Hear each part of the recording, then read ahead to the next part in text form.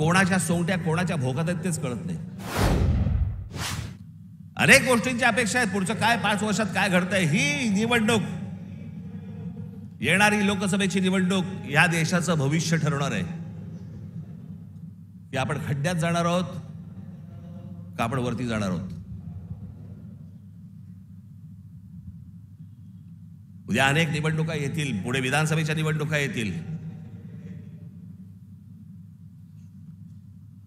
आज हाणामाऱ्या चालू आहेत. पुढच्या विधानसभेच्या निवडणुकीत तर काय होईल, कोथळे बाहेर काढतील.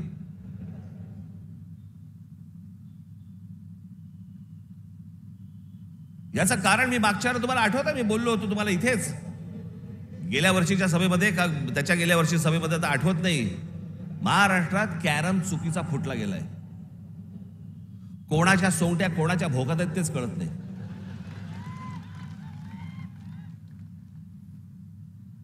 माणूस राजकारणातला आला की विचारावर लागतं कोणत्या पक्षात. मध्यंतरी मी आपल्या पुण्याला गेलो होतो नाट्य संमेलनाला. तिकडे 5 जण मला भेटायला आले, नगरसेवक होते राष्ट्रवादीचे. मला बोलले नमस्कार साहेब. म्हटलं नमस्कार, आम्ही राष्ट्रवादीचे नगरसेवक. म्हटलं कोणाचे. त्यातले 3 बोलले आम्ही दादाचे, 2 बोलले आम्ही शरद पवारांचे. अशी सगळी परिस्थिती या महाराष्ट्राची झालेली आहे.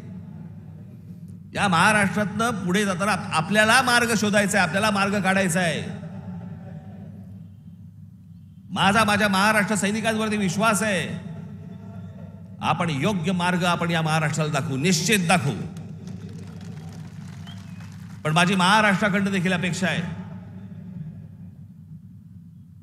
माझी महाराष्ट्राला देखील अपेक्षा आहे, माझ्या महाराष्ट्रातल्या मतदारांना देखील अपेक्षा आहे, माझी अपेक्षा आहे त्यांच्याकडनं.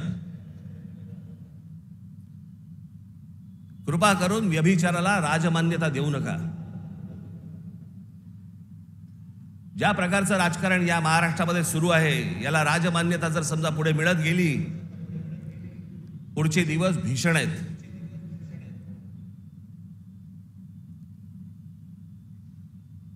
पण या आजच्या सगळ्या परिस्थितीमध्ये जेव्हा सगळ्या बाजूनी मी जेव्हा पाहतो, त्यावेळेला मला असं वाटतं की आज किमान पुढच्या 5 वर्षांसाठी देखील विषय आपल्याला पुढच्या 50-100 वर्षांचा करायचा असतो.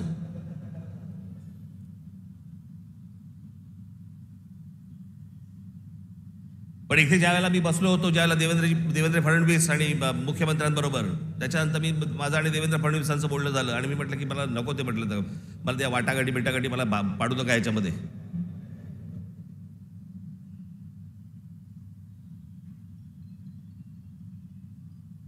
मी म्हटलं तुम्हाला मी आज सांगतो, म्हटलं त्या राज्यसभाही नको आणि ती विधान परिषदही नको.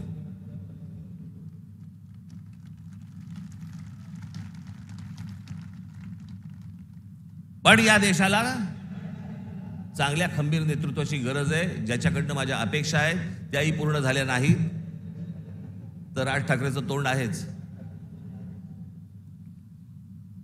पण या पुढच्या काही भवितव्यासाठी म्हणून खंबीर नेतृत्वाची गरज असताना, म्हणून मी त्यांना सांगितलं मला काही अपेक्षा नाही आहेत.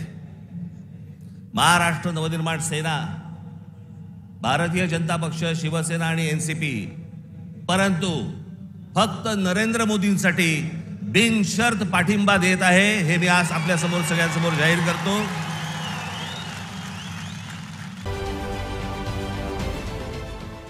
देश विदेशातील प्रत्येक घडामोडींचे लाईव्ह अपडेट मिळवण्यासाठी आता साम टीव्हीच्या सर्व सोशल मीडिया प्लॅटफॉर्मला लाईक, फॉलो आणि सबस्क्राईब करा.